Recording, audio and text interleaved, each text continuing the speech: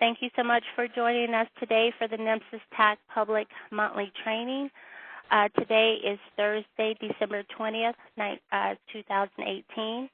Our training today will be on the public motor vehicle crash dashboard, and our presenter is Kevin White, who is a Business Intelligence Data Manager here at the NEMSIS TAC, and I will now turn the time over to Kevin.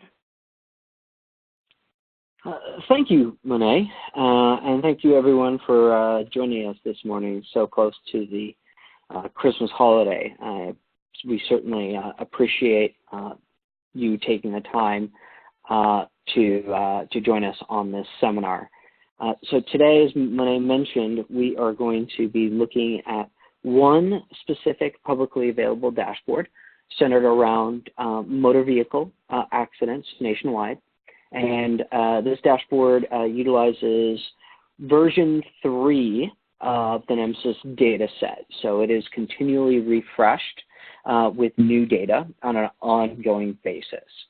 So because this is a public training, there's a little bit of an orientation that I'd like to go through before we actually hit the dashboard itself.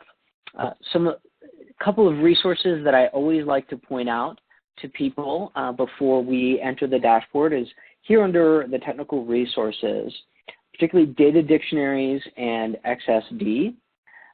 The data dictionary in particular can be very valuable when reviewing any report or analysis of the NEMSIS data. It is a comprehensive inventory of every single element, both at both the state level and the national level. And that distinction is important because here at the NEMSIS TAC, we only receive national level elements, while the states, which many of you are joining us from state authorities, we collect more data than gets up to the NEMSIS TAC. And so these data dictionaries will help you not only understand what each element in the data set is, but help you identify what's available at the national level versus the state level. And we have two different versions of our data dictionary available to you. We have a web version and we have a hard copy version in PDF. And those two different versions have their own purposes. What I'll do is I'll open each of these in a separate tab so that we can compare them a little bit. The web version is fantastic in the way that it's organized by set section. And so if you know exactly what you're looking for, and then this is the version of the data dictionary that you want to use. For example, if you know that what you want to look at is ERS 02, then this is perfect. The web version is exactly what you want. And it's really set up nicely that when you click on a section, you get these nice color codes that help you decode what each element is in terms of its requirements. Is it at a national level or is it a state level? Is it a mandatory element or is it optional?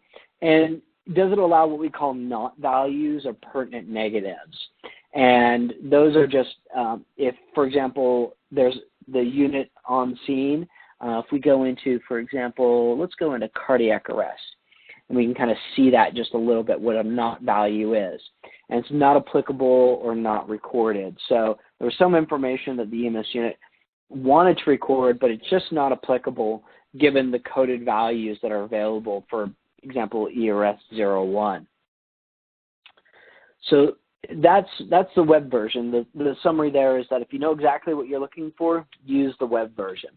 If you don't know what you're looking for in terms of an element or a set group, you just know a value, then the PDF version is really the one you want to look for, because the PDF version is searchable, but the web version is not, and that's the main distinction. So if I know that I want to look at only things that are related to 911, and I wanted to find out, well, what elements in the NEMSIS data set are relevant to 911, then I can do a search using the web version where I couldn't using the PDF version where I couldn't using the web version. And just doing a simple find on page, we get 45 hits for 911, and we can pick through those to see, okay, what's the one thing that I want to look for? Maybe it's call volume per year, or maybe, I want to know how to restrict any sort of information that I'm looking for in the data set to just 911 calls, right? And then I want to look at maybe D-Agency 01, primary type of service, or maybe I want to look even further down into other types of service or into other elements related to 911. Something I can do in the PDF version that I can't do in the web version. And for those of you who are really in the know, we have multiple versions of our standard that we're maintaining at any point in time. Here on our main page, we only link to the most up-to-date version of the standard.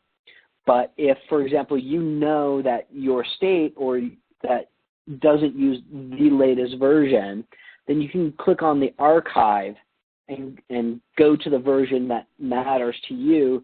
And once again, we have both the PDF and the web versions of even our archive stuff available. So you can do those, you have access to both versions. So those in particular, I always like to point those out. Those data dictionaries can be phenomenally helpful. Now that we know where our data dictionaries are, I want to go into our public reports. And all of our reports are available from View Reports, and then we go into Public Reports. And even here, we've got a set of choices. We've got our version 2 dashboards, our version 3 dashboards, which we'll be going into in just a moment. And we've got our version 2 Data Explorer. And I want to just highlight the differences between those three options. Version 2 dashboards are related to our legacy version 2 data set. So even though we're not collecting data under version 2 anymore, we still make information available and dashboards and analysis available from version 2. And our data exploration tool, which right now is also version 2 only, we keep that available. And that data exploration tool is more of an open-ended query tool. So if you know you want to explore the NEMSIS data set, but you're not sure whether or not we have the information you want, or you've looked at our dashboards and we don't have a dashboard that really suits your needs, maybe the data exploration tool will help you generate the analysis or give you an idea of what's available to you. We are in the process of building out a version 3 of our exploration tool, but we just haven't made it publicly available yet. That's still a month or at least a month away for us before we have that publicly available. All right, let's go right into our version 3 dashboards, and we clicked on that. And first thing we're going to notice is that we have more than one, right? So we're always producing new dashboards here at the NEMSIS TAC. And so this list is always growing. And before we even get into the dashboard that we want to look at today, there's even another piece of information that I want to point out to you. And you'll notice underneath each of these dashboards, we have true links. We have a link to the dashboard itself, and then we also have a link to the user guide. So the user guide is like the data dictionary, and it gives us information, in this case, only about the dashboard itself. And here I've clicked on the user guide for the dashboard that we're going to be looking at today. And I won't go through this user guide line by line, but what this user guide does is it gives you basic information about what we use for inclusion criteria for the information in the dashboard. So how did we decide which records we're going to analyze? And then it gives you information about each of the visualizations within the dashboard. Gives you information on what that visualization means. Did we use any additional inclusion criteria for that visualization itself? Did we make any calculations? If so, we explain the calculation in this user guide as well. So it gives you all the background information about the visualizations that you're going to see, so you can help you make good informed decisions about what you're actually seeing. All right. We're fine. Now, with all of that said, right, so that was about 10 minutes of preamble. We're finally ready to go look at the public motor vehicle dashboard.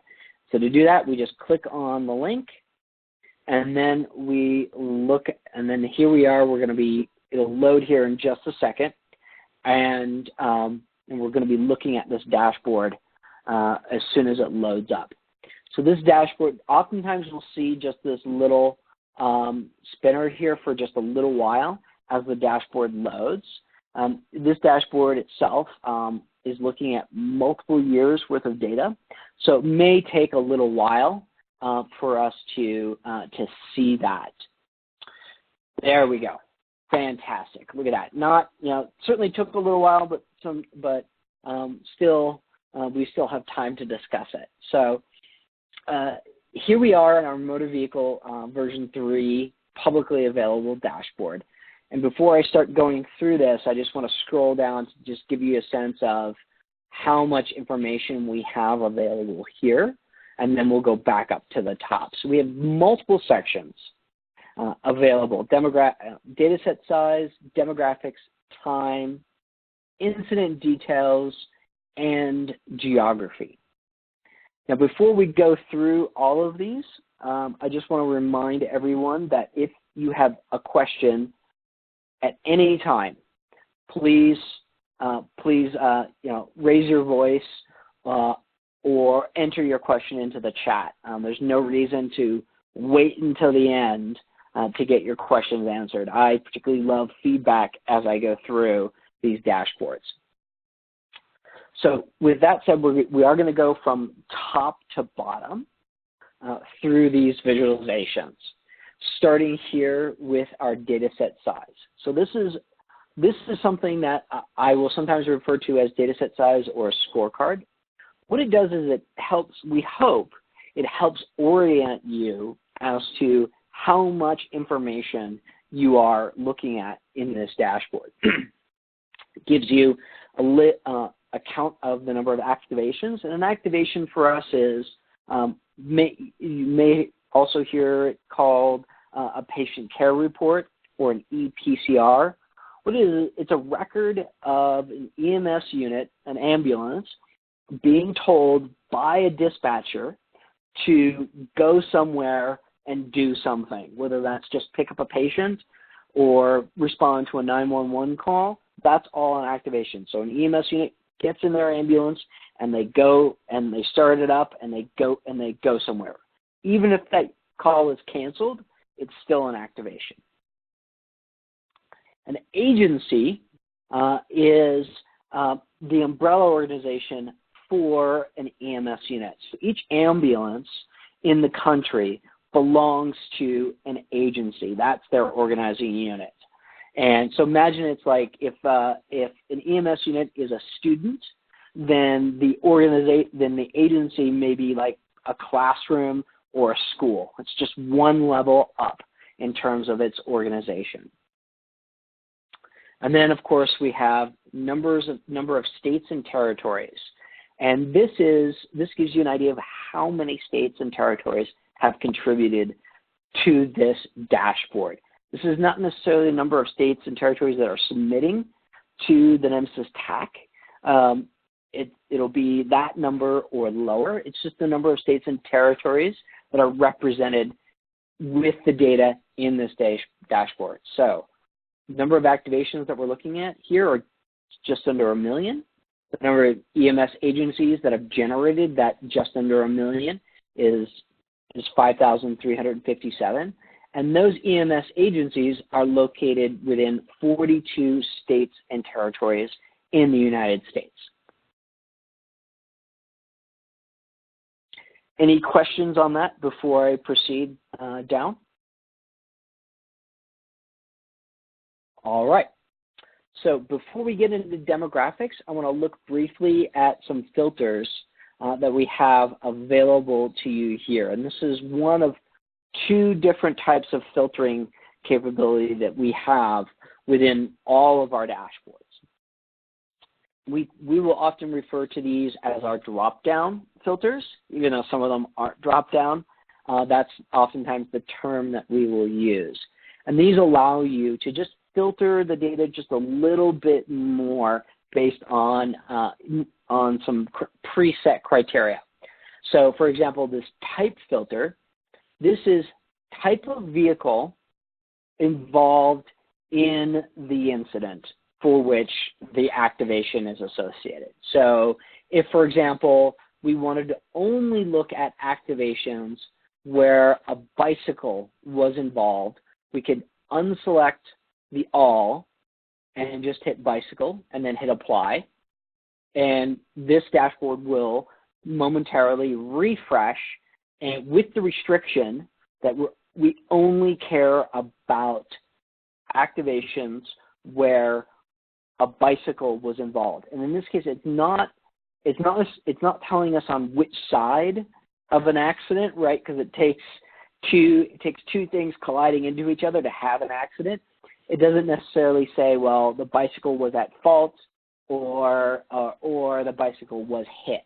This is just there was a bicycle that was involved in the accident. And notice immediately how that changes things, right? So we went from just under 1 million activations to now we're looking at 25,000. Our agencies have dropped. And interestingly enough, apparently we have one state or territory out there that has not recorded any bicycle accidents. And I also want to highlight the fact that we have these little black bars that you may have seen and wondered what they are in our data set size and our scorecard. And they let you know what your maximum value is. So they help, again, it's another orientation tool that we have available to us. So if we wonder at any time, we've picked through this, we've done a lot of filtering, what are we really looking at in terms of available records versus maximum? These little black bars help us to understand that we're not looking at the maximum data possible. So we filtered on bicycle, and now we want to look at this even more and go into incident patient disposition, which is really a statement about what happened to the patient on scene. So that's just disposition is a fancy way of saying what did the EMS unit find, what did they do with the individual that on the scene. And did they, for example, was the individual dead at the scene, or were they treated in some way, and then what happened to them? Maybe they were treated and released. Maybe they refused care. And having been on a couple ride-alongs, I've definitely seen motor vehicle accidents where someone just said, no, I don't want any care. And I've actually been in a motor vehicle accident recently where luckily no one was injured, and EMS unit did respond, and we all said, nope, we're good. None of us need any care. We'll just wait for the police to fill out a report, and then we'll kind of go on our way. And of course, maybe someone died on scene, and you can kind of look at that and even look at it in a lot of detail, right? Was there any sort of resuscitation attempted with the patient, or did they, or not? So lots of detail here. If, for example, we want to look at cases where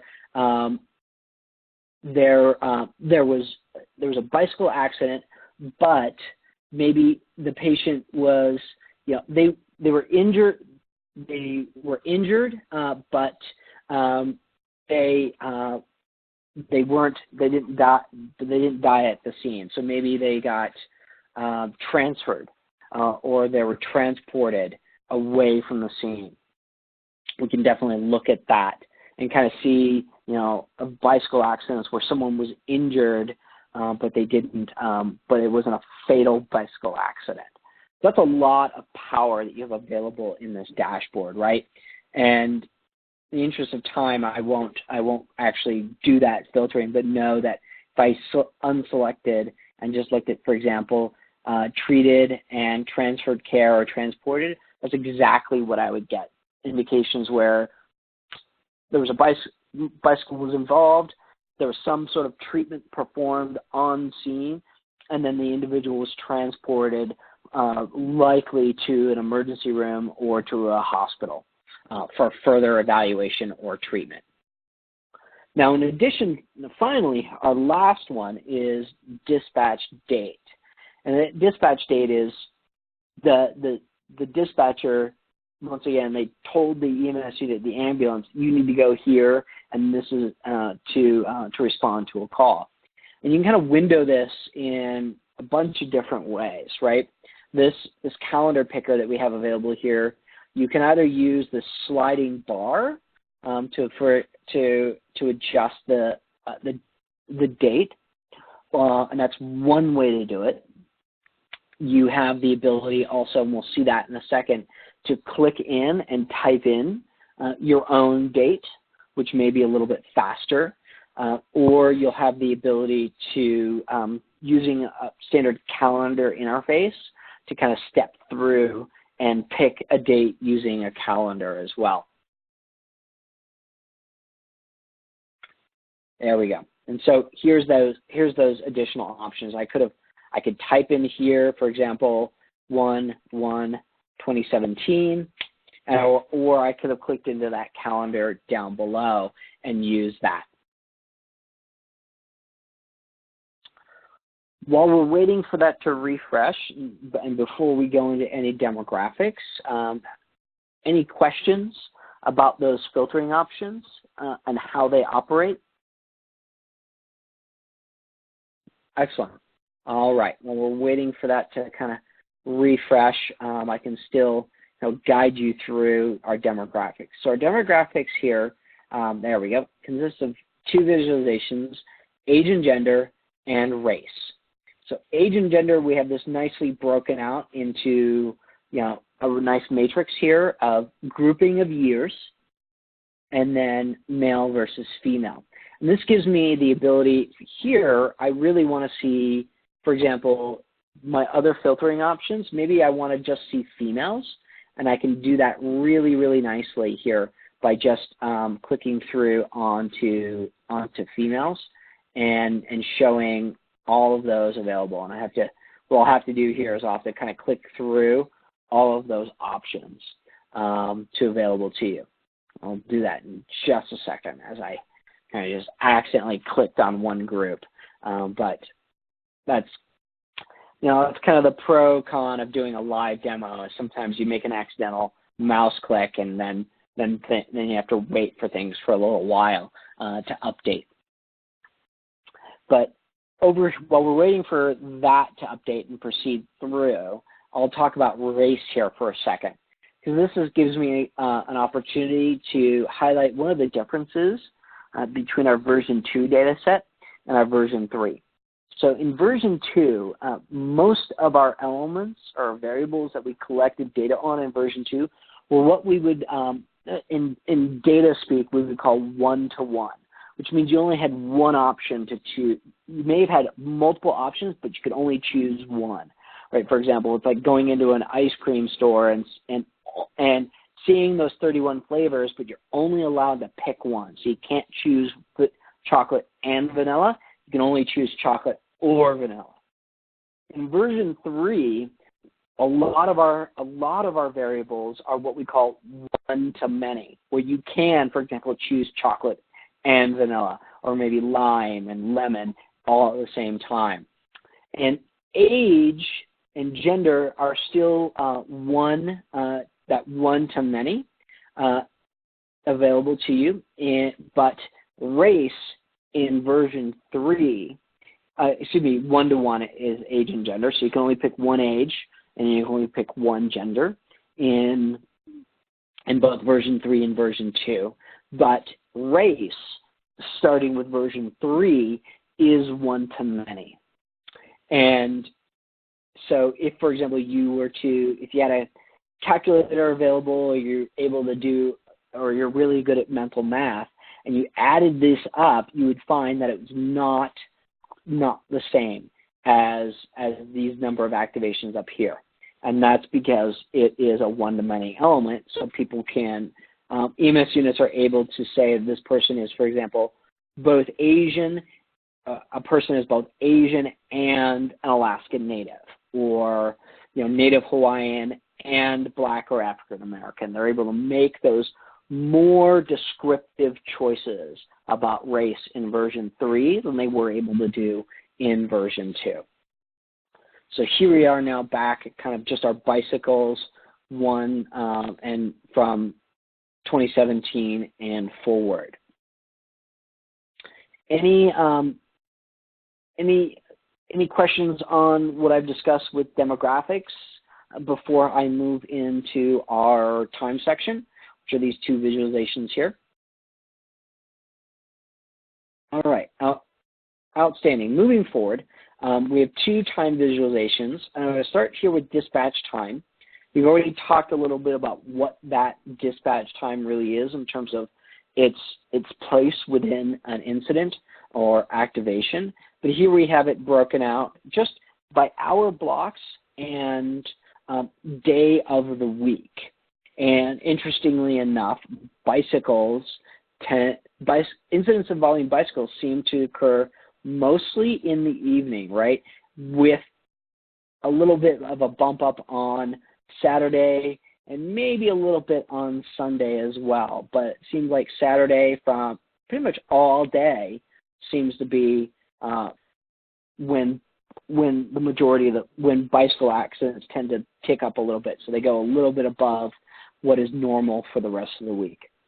And if we were to come back and maybe we wanted to compare bicycles briefly with everything, we could just go back up to that type and reselect everything and use that all button and see if maybe, knowing that bicycles, that there's a little bit of a difference on Saturdays during the daytime, it'd be interesting to see if that holds true for all types of motor vehicle accidents.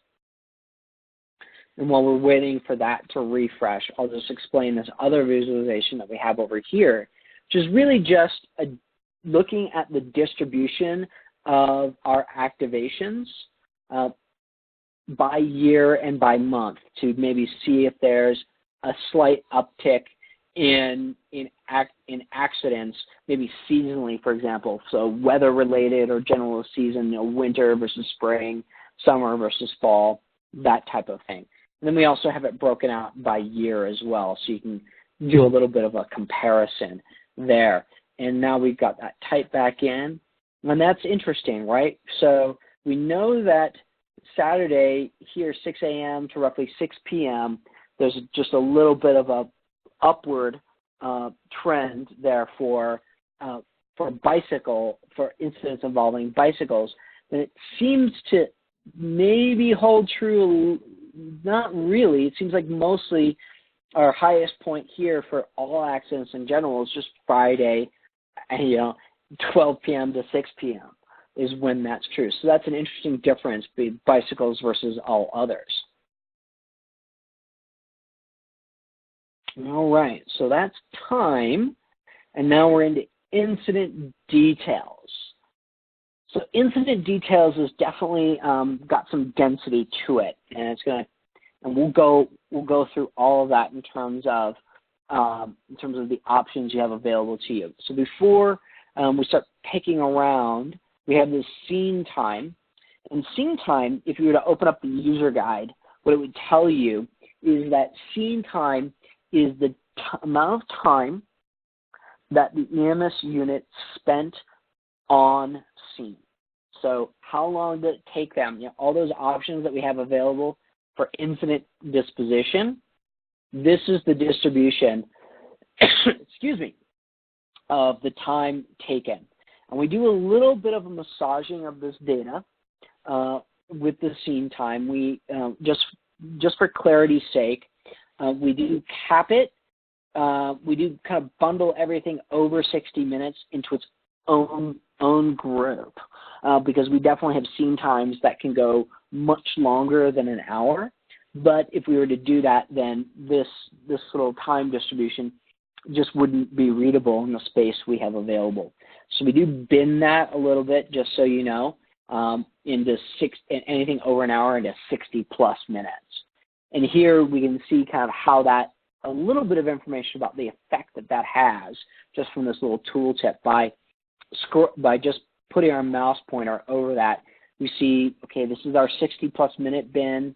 Its percentage is small, it's 0.98% of our activations, and it represents only 5,000, just under 6,000 of our total here of, just about 600,000, right, for scene times. And you'll notice that that 600,000 is not the same as this.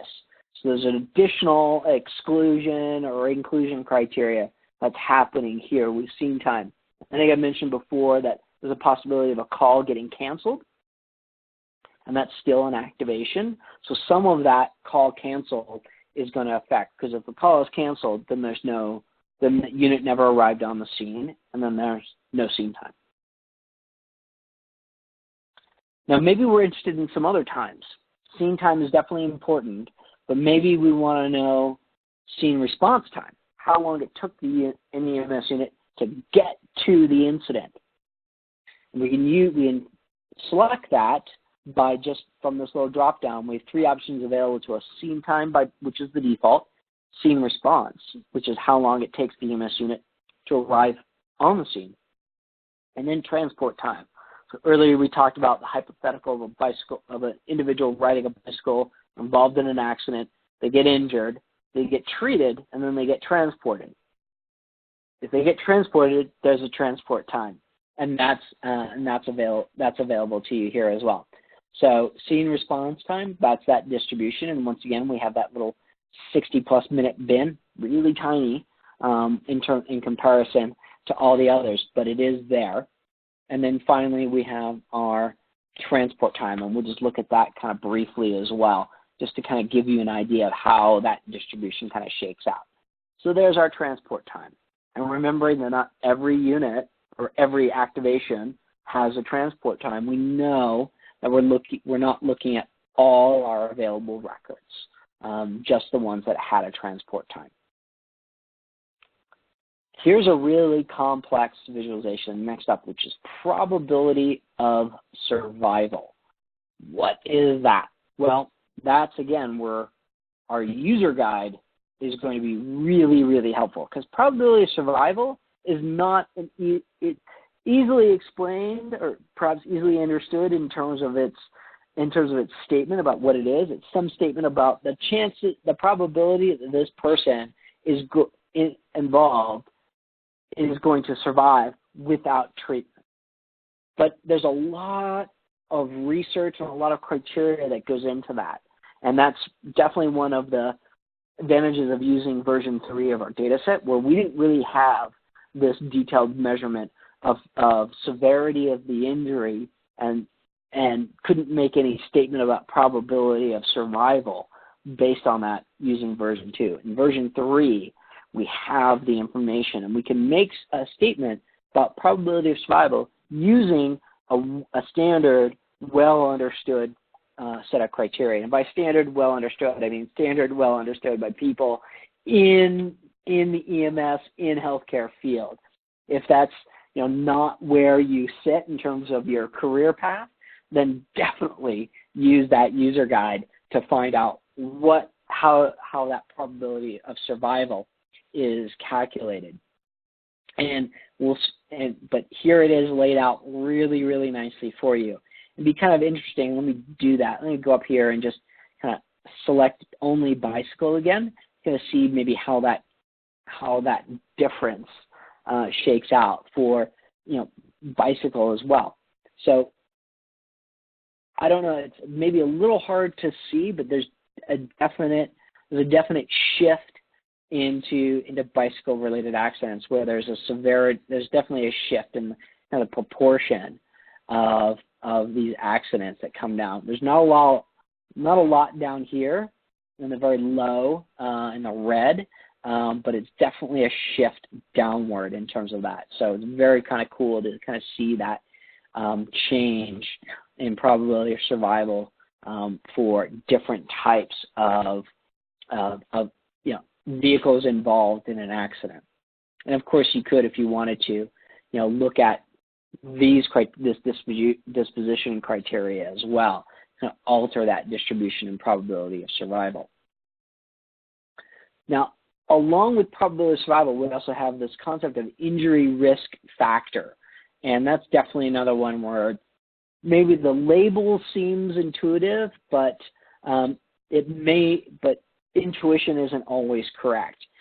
According to the user guide, the injury risk factor and what this chart shows, it's where it's based on a certain criteria from the CDC that talks about guidelines for field triage of injured patients. And we have some more information. We've been able to include some of that criteria in the tooltip as well. For example, here's auto versus pedestrian, and where bicyclist was pedestrian or bicyclist was thrown or run over, or the impact was greater than 20 miles per hour. Kind of how that shakes out, and we could even just click on that, right, and filter our entire dashboard just based on that. I'd be interested to see how that probability of survival that shakes out for those auto versus pedestrian. And we can do that. We just, again, we wait for this visualization to update, and we'll see how that probability of survival moves for what's granted a very small percentage of our total activations, but one that's perhaps important. We're talking about motor vehicles hitting a pedestrian or hitting a cyclist, right? And now we see how that probability of survival kind of shakes out for that population. We can go down through all of these, but for example, crash death, crash ejection, where someone in the vehicle was thrown out of the vehicle. So maybe they weren't wearing a seatbelt, for example, and as a result, they were launched through a window of the vehicle and onto the road or onto the roadside. Certainly a big concern. And crash intrusion, that's where so something actually came into the vehicle. So there was a penetration into the cab, into the passenger area of the vehicle by something involved in the accident. That's definitely one. And telemetry data. Motor vehicles these days are coming with more and more electronics in them, and some of them actually have record some information relevant to an accident. And there's some, and we actually record whether or not the vehicle on scene has some of that information available. So that's injury risk factor, and then finally we have these two visualizations around impaired driving. So where drug or alcohol, the EMS unit on responding made a determination for themselves whether or not drug or alcohol was a factor or really present on scene. So it's not a criminal determination. This isn't something that the police made to assign liability or criminality in relation to the accident. It's the EMS unit's own assessment about whether or not drug or alcohol was indicated. We have this little 4.99% is just gives you an idea of where this visualization down below, these distributions here, are just related to that 4.99% or 5%. Let's just round that up for brevity's sake. So out of that 5%, alcohol containers or paraphernalia on the scene accounted for, roughly, 4.3, not roughly, but exactly 4.3%, and so on down the scene. So as we're talking about impaired driving or accidents where, maybe, one or both were individuals involved in the accident were impaired, this is where you would get some information on that. And then so that's incident details, and that's probably the densest section. Does anyone have any questions about incident details before I move into geography, our final section here? Okay, so geography right here. Geography just is this one visualization talking about urbanicity. And it's again another case where that user guide is going to really help you, because what is urbanicity? Urbanicity is a categorization developed here at the NEMSIS TAC that's actually based on another categorization developed by the USDA called their Urban Influence Codes. And that's where they look at population density in certain areas of the country, and they look at it in relationship to the areas that surround them. And they generate a score for what's called urban influence, which is, for our purposes, we can think really just in terms of population density. And there are 13 of those urban influence codes or categorizations. And here at the NEMSIS TAC, we combine those 13 into just these few: urban, rural, suburban, and wilderness, just to make it a little bit more compact for you. And of course, if we wanted to, for example, look at let's look at rural accidents. We could click on that and see how that affects the overall data set. And it'd be interesting, for example, to really look at transport times in relation to rural, because they will tend to be longer, because it'll tend to take longer for the responding unit to get to, for example, an emergency room.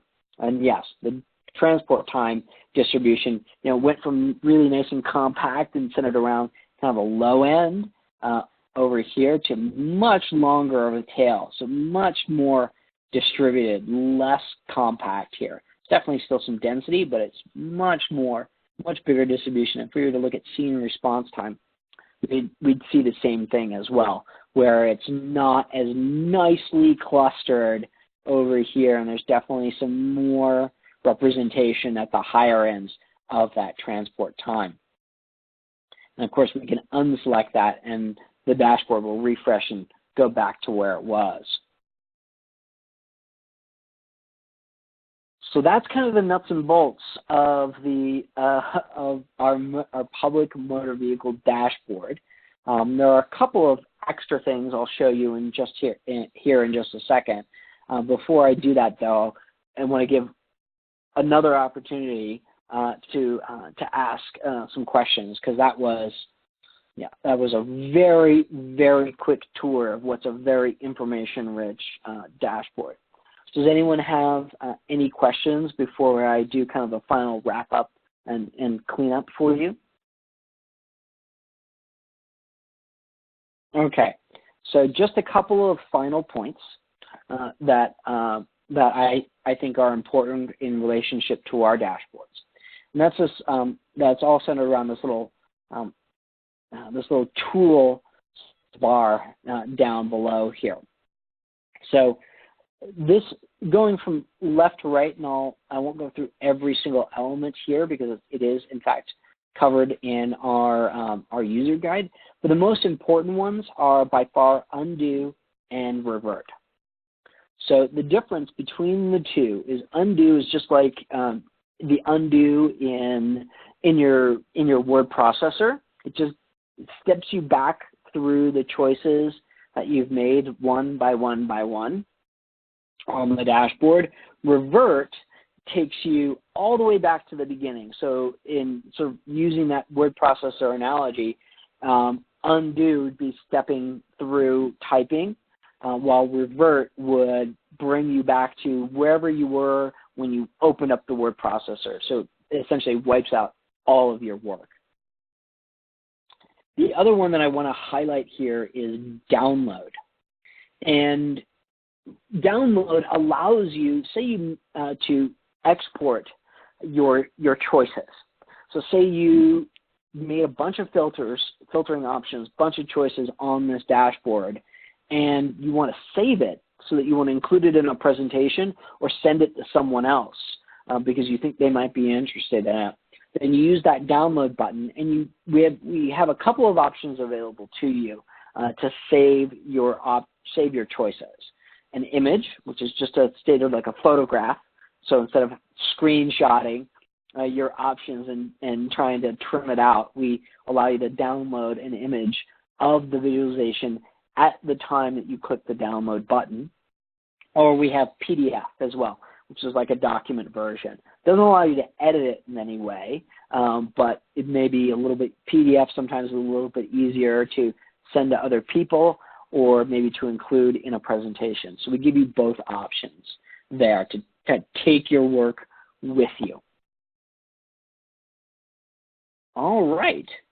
Wow, we have 10 minutes left. Does anyone have any final questions or comments? Anything that they want explained again before I hand this back over to Monet for a final wrap-up? Hi, this is Matt Leary. I have a question, kind of a general, high-level question. Sure.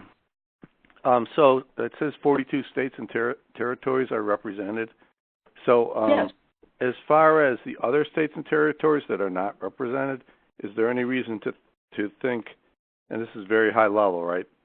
Is there any reason to think that this data is not representative of the entire country? Is there some characteristics of those states that make them so unique that there might be some differences there, or is it just because of practical matters or whatever, they have not decided to provide the data?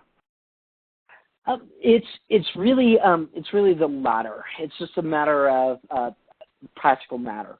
That it takes a long time to get onboard a state onto the version 3 of the data set. Even if they already had version 2 in the past, version 3 is substantially different. It's over twice the number of elements, even at the national level. And so it just takes a while for a state authority to help each and every EMS agency within their state to switch over to a new way of recording their information. Now, particularly with it as it relates to this dashboard in and of itself, there's no reason to conclude that the information represented here is not representative of the entire country. Great, thank you. Absolutely, this is a great question. Any other questions that people want answered before we wrap up? All right. Monet, I'm going to hand this back over to you, and for a final, if I remember how to do that, for a final wrap-up. There we go. Okay, no worries. We would like to thank you all again for spending time with us for this presentation right before this holiday.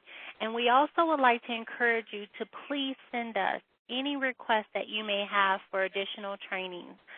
We look forward to providing information in the new year to you that will help you to either start submitting data or to understand your reports. We're very eager to provide any kind of one-on-one trainings or trainings for your entire staff. So please reach out to us. You can contact Kevin. His information is on the NEMSIS website, as well as my information. You can reach out to Dr. Clay Mann or our project manager, Lisa Young. And so we extend those opportunities to you, and we would love to have a host of new trainings available for the new year. Thank you so much, and have a wonderful holiday and the rest of your day. Bye-bye. Thank you.